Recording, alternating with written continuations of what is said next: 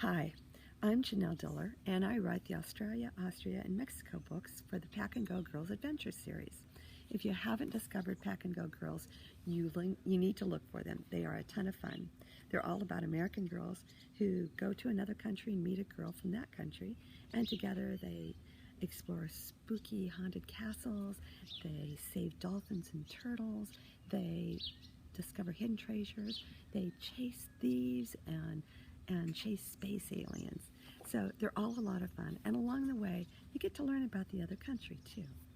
This morning I'm going to read to you from Mystery of the Min Lights. This is about a girl from San Francisco who goes to Australia to spend 6 months with her mom in Australia, and she meets a friend there, and they have an exciting adventure. Now, I'm going to tell you right up front that my Australian accent isn't great, but that's okay, because when you read, you just have fun with the words and fun with the story, and it's okay if you can't even pronounce all of the words. So here we go. Chapter 1, Moving Day. Wendy Lee watched the men carrying boxes into the tidy yellow house. Her mom stood in the shade of the wide front porch and directed the men. Wendy stood on a dry patch of grass and chewed her thumbnail. She knew she shouldn't bite her nails, but she couldn't help it. This was just one of those days. "Hey, g'day!" A squeaky voice from somewhere in the sky yelled at Wendy. She twisted her head and looked up. "How are you going?" The voice squeaked again. Wendy had no idea what the voice said. None. Wendy shaded her eyes against the sun. Holy smokes, was it ever sunny, and hot, and dusty. The dry wind blew her straight black hair into tangles around her face. A fine layer of grit covered her teeth. Wendy might have made a mistake to come to Australia with her mom. Maybe she should have stayed in San Francisco with her grandparents. She didn't know if she could take 6 months in this town. She squinted at the bright, cloudless sky and looked for where the voice came from. A giant tree towered over the neighbor's yard. It looked really like a dozen trees all twisted together. "Hey, you," the tree seemed to be calling to her. "What you doing? You moving into that house?" Finally, English, sort of. Wendy cocked her head and studied the branches. The noise seemed to come from 2 skinny legs wrapped around a thick tree branch. Wendy caught a glimpse of blonde curls and a red sports jersey in between the broad emerald leaves. "Want a chewy?" the voice called down. "Do I want to what?" "A chewy," the voice said. Wendy heard the leaves rustling. "Catch!" Wendy bit her nail again. She watched a small purple rectangle flutter down from the leaves. "It's yummers. It's like blueberry," the voice said. Wendy glanced around to see if her mom was looking in her direction. In San Francisco, she would never eat something that a stranger gave her, even if the stranger turned out to be a kid who sat in a tree. She picked up the purple paper, unfolded the wrapper, and stuck the candy in her mouth. Gum. Chewy was gum, and it tasted just like the voice said, blueberries. This she liked. And then she sighed. She couldn't understand anything.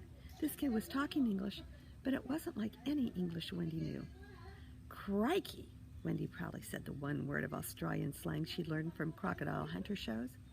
"Crikey, crikey," the voice in the tree laughed wildly. "My granddad doesn't even say crikey anymore. Crikey!"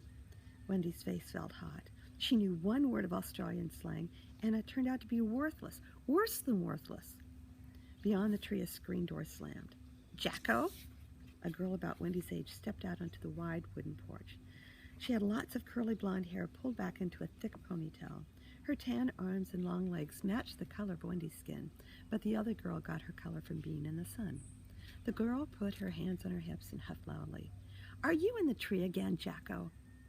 Mom's going to be cross as a frog in a sock when she gets home." No sound came from the tree. Even the leaves stopped rustling. Wendy saw the 2 skinny legs pull up onto the branch. She could still see the red jersey and the blonde curls, though. "Jacko, I know you're up there." The girl trotted down the front steps and into the yard. She stopped at the tree and looked up. A small purple rectangle appeared out of the leaves and landed on the ground. For the moment, Wendy couldn't see anything except the red shirt. A girl picked up the gum, unwrapped it, and stuffed it in her mouth. "You can't bribe me with lollies, Jacko," She chewed loudly. I'm still going to daub on you, Mom. Another small purple rectangle dropped. The girl caught it and looked at it.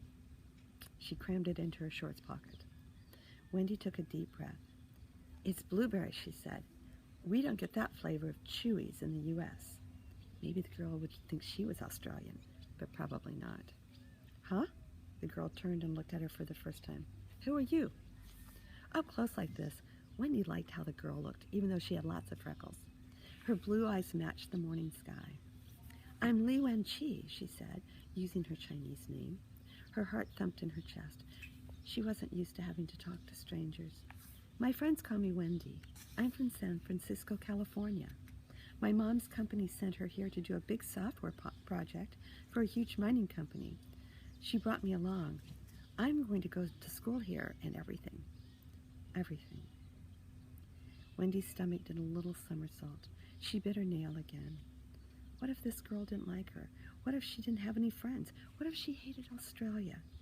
6 months felt like half her lifetime. The girl tilted her head. She looked confused. Why do you have two names? Wendy tried not to sigh. She wished she had told the girl only her American name. Well, my mom was born in China and came to the U.S. as a little girl. She lived in the U.S. a long time, but she still is kind of Chinese. Wendy knew that didn't make sense. But she didn't know how to explain it any other way. She gave me a Chinese name so I wouldn't forget I'm Chinese. And she gave me an American name so I'd remember I'm American too. The tan girl nodded. Wenqi and Wendy kind of sound the same. Exactly. The names are kind of the same and kind of different. That's how Wendy felt sometimes even in San Francisco. She was mostly American, but she was also still a little Chinese. The other girl smiled a happy, toothy smile. Well, Wendy Wenqi, welcome to Australia. My name's Chloe. I'm 9. Me too, Wendy said. And you can just call me Wendy. She felt happier than she had all day. Well, except for when she got the piece of gum from the kid in the tree. Above them, the boy's legs scraped against one tree branch, and then another and another. In a minute, the curly-haired boy in the red jersey swung off the lowest branch and dropped to the ground. G'day, I'm Jack. He dusted his hands off his shorts. You got nice teeth. Chloe rolled her eyes. Don't pay any attention to him. He's going into kindy next year. He's a real ear basher, he is. Ear basher? Wendy repeated. Chloe shrugged her shoulders and rolled her eyes again. He talks non-stop. I'm going to tell Mum you were up in the tree again. She shook her finger at him, just as soon as she gets home from the police. Police? Wendy shifted her eyes from the girl to the boy and back to the girl. Jack nodded. They've got to catch the sheep duffers. Duffers? What's that? Wendy asked. Thieves, Chloe said firmly. Her face looked grim. You mean people are stealing sheep? Wendy asked. Her voice sounded squeaky. She bit her nail again. Jack looked at his sister. Yeah, except it's not people who are doing it. He scanned the sky and then leaned closer to Wendy. His voice dropped to a whisper. It's UFOs. That's the end of chapter 1. And if you think about it, it's a little scary to think there might be UFOs, space aliens, stealing sheep in the Australian outback. So, I hope you pick up Mystery of the Min Lights and travel to Australia and discover the story with Wendy and Chloe and Jacko.